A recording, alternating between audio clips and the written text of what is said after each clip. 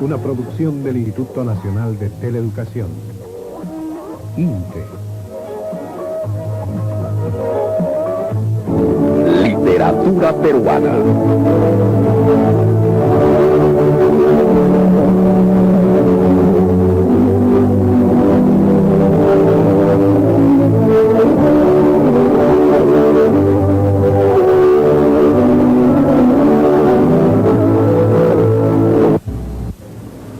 A través de la literatura se manifiestan muchos de los rasgos que caracterizan a un pueblo.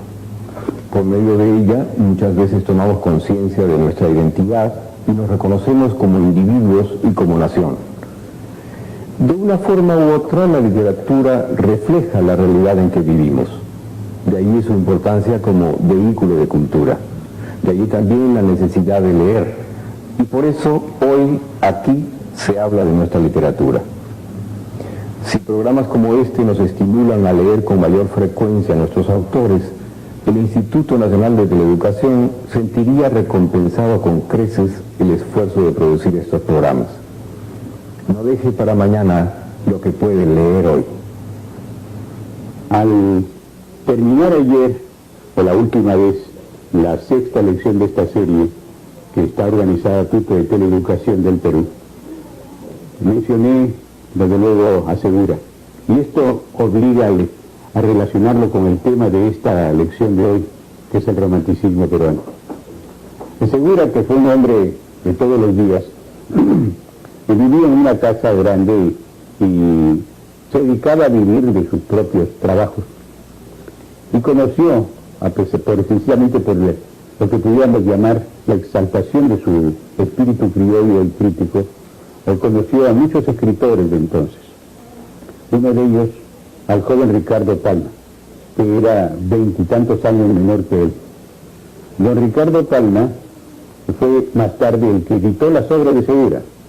Hizo 2 ediciones de ellas, la más importante, Artículos y Comedias, en 1886, en Lima, una edición rara, muy mal impresa. Posteriormente, a propósito de Segura, se editaron 2 comedias inéditas que se conservaban de él en la ediciones Garcilaso, en Lima en 1925, con prólogo mío, ambas, Percance de un remitido y Las Tres Vidas, y dirigidas por Daniel Russo a la colección. Después no se ha publicado muchas otras cosas más, excepto un libro mío que se llama El señor Segura, un breve teatro, cuya primera edición es de Lima, PTCM 1946, y hay una segunda edición de Universo en Lima en 1980 y 81. Ahora bien, Segura le enseñó a Pardo, mejor dicho, a Palma, y instó a Palma a cebarse con el costumbrismo criollo. Y Palma, que era hombre de lecturas, hombre de biblioteca por mor de su propia actividad, Palma derivó este espíritu criollo al pasado. Creo que en esta simbiosis de el pasado criollo, irónico y teatral de Segura, y el espíritu romántico tomado del pasado beckeriano que inspiró mucho a Palma, está hecho en gran parte lo que pudiéramos llamar el factor fundamental de la obra de don Ricardo Palma. Nos encontramos frente a don Ricardo con un gran autor, que a mi juicio no ha sido todavía evaluado en su magnitud. Todo lo que hay sobre Palma, incluyendo el libro de Guillermo Feliú Cruz, en torno a don Ricardo Palma, que son 2 tomos publicados en Santiago en 1933, con ocasión del primer centenario del nacimiento de Palma. Y el libro publicado bajo la dirección de Rivadero, excluyendo la conferencia de Jorge Guillermo Leguía, porque era sobre Palma liberal, también en Lima y en 1933, son lo que pudiéramos llamar los documentos fundamentales. Hay una biografía absolutamente incompleta de Angélica Palma, de su padre, y hay un libro mío sumamente superficial, publicado en 1927, con Ricardo Palma en Lima, que lo hice para ganar un concurso, para competir en un concurso municipal de ese año, y gané el primer premio. Me avergüenzo un poco porque el libro es apresurado, pero tiene algunas notas interesantes. Luego de eso hay las obras completas que publicó Aguilar en 2 ediciones, la segunda con un prólogo de Edith Palma, nieta del tradicionista sumamente importante, y el artículo realmente iluminante varios artículos de Aya de la Torre, el uno publicado en el número 4 de Amauta, con el título de Nuestro Frente Intelectual, recogido en el tomo primero de sus obras completas, y el otro, un artículo con el seudónimo de Luis Pachacute, varios artículos publicados en el repertorio americano de Costa Rica por 1949 o 50. Pues bien, hay otras cosas más, desde luego.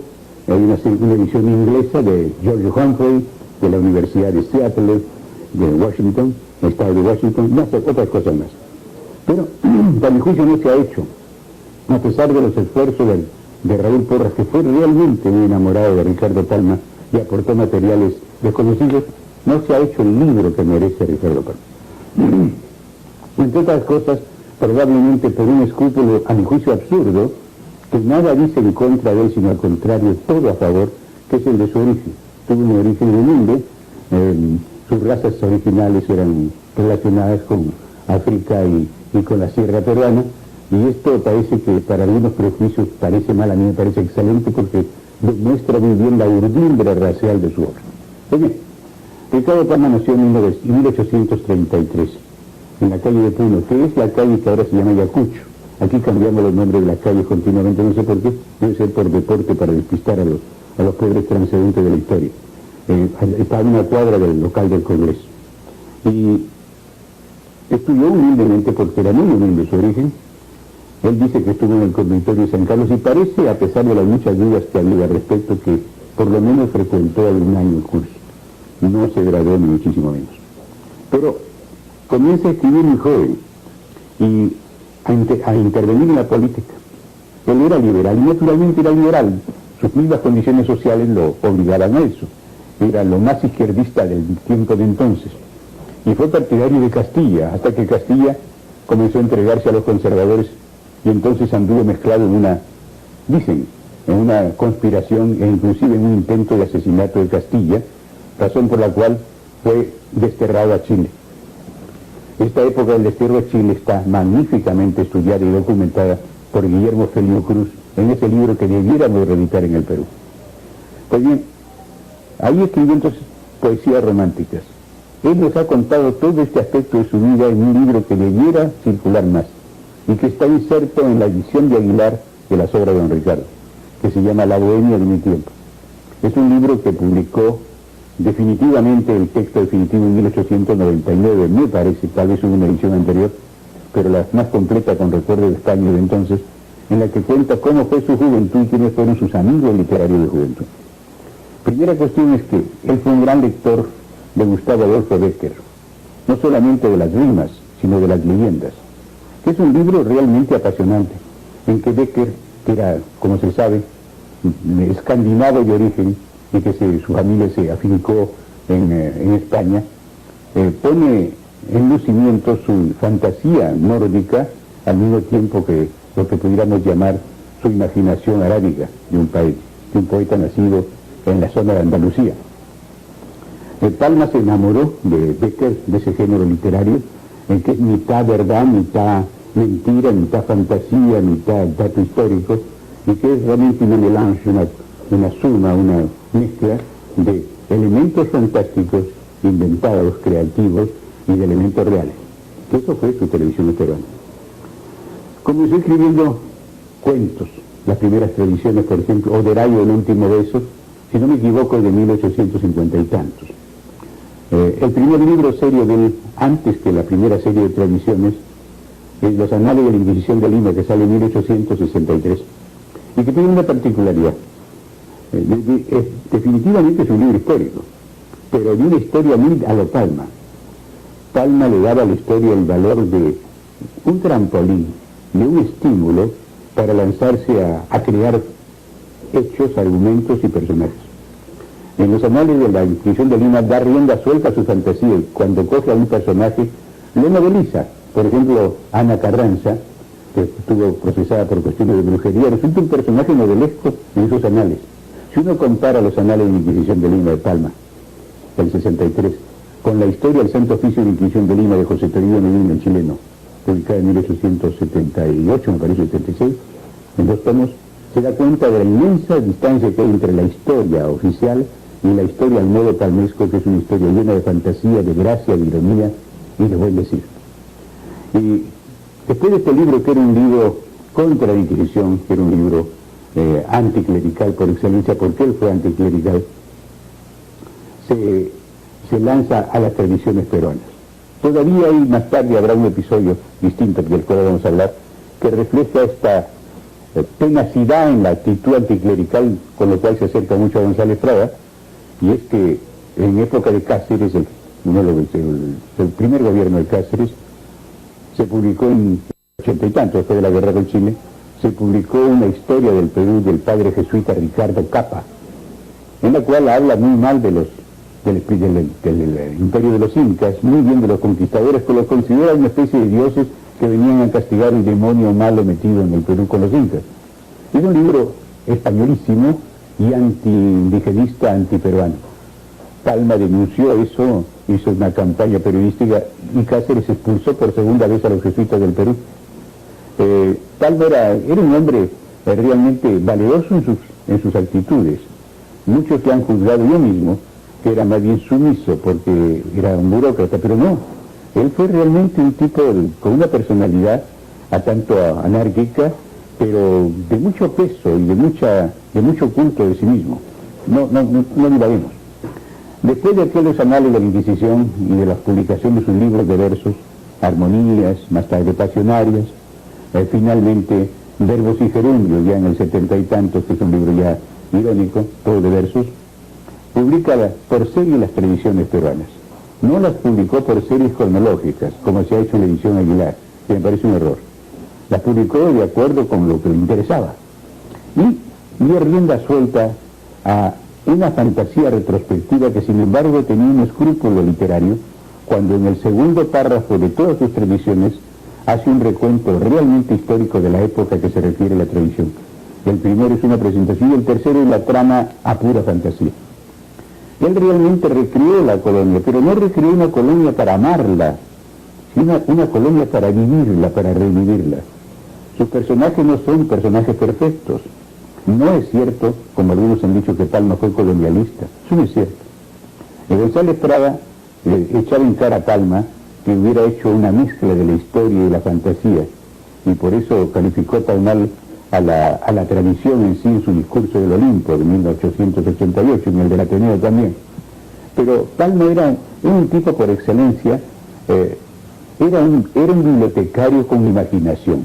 Es una mezcla bien difícil de tener ahora, sobre todo ahora hay biblioteconomía, catalogadoras, etcétera, que tienen muchos datos pero ninguna fantasía. Y Palma, en cambio, tenía una gran fantasía, por lo cual pudo crear una biblioteca que de otro modo no habría renacido jamás. Y Palma en esos libros, en esas tradiciones, utiliza sus lecturas y las memorias de la gente de su tiempo. Hay algunas tradiciones, por ejemplo, que no tienen tema, como Getsemaní, o como Dejarlo a Judas, Traslado a Judas, pero que son pura fantasía y nada más, pura palabra, prácticamente una especie de surrealismo previo. Pero hay otras en que sí toma los hitos, solo que él se deja guiar por su fantasía. Por ejemplo, en las tradiciones sobre Pedro Mejía de Obando, que fue un personaje misterioso, pugnaz, perseguido por la justicia, un poco sabrista, en el estilo que se dice ahora, sablear a la gente para sacarle dinero. El primero que hizo un who is who para sacarle plata a los pobres colonos de Lima, diciendo muy mal de la gente que no le pagaba la biografía y algo bien de la que le pagaba, pero no siempre mucho bien.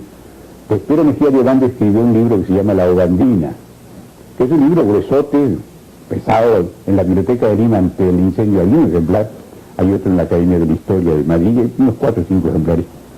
Y Palma lo leyó y se solazaba con las maldades que decía de los limeños Pedro Mejía de Obando, razón por la cual el virrey prohibió la circulación del libro y lo hizo quemar, por eso quedaron muy pocos ejemplares. Pero Mejía de Obando llamó eso La Bandina. Y Palma escribe una tradición que se llama La Bandina, justamente, en la que dice que ha leído el libro La Bandina y dice que es un poema en romance, en un libro chiquito, muy bien impreso, de pocas páginas y escrito en romance. No está escrito en prosa masacotuda, un librote grandote, pero se había provocado las cosas, y es una linda tradición sobre Pedro Mejía de Obando, solo que falta esos detalles. El marqués de Laurencín, que era un erudito español, que publicó libros antiguos de América, reeditó La Bambina en 1915 en Madrid y puso un prólogo en el cual vituperaba a Palma a consecuencia de esa mezcla, ese error que tuvo de confundir un poema en romance con un libro más acotudo en prosa, etc. Y Palma no se arredó, entró a la discusión, pero no para discutir si era en prosa o en verso, de eso se olvidó, sino a discutir si habían 2 ediciones, 10 ediciones del libro todavía y comenzó a pelear con Marqués de Laurencín, diciendo que él no conocía la edición que había en Quito en mano del señor tal, las 3 que había en Lima, que nadie las conoció nunca, pero lo apabulló al Marqués de Laurencín con su fantasía. Esto es una de las muestras de ingenio y al mismo tiempo de la imaginación de Palma. Él recreó la Pericholi, prácticamente la hizo pecadora.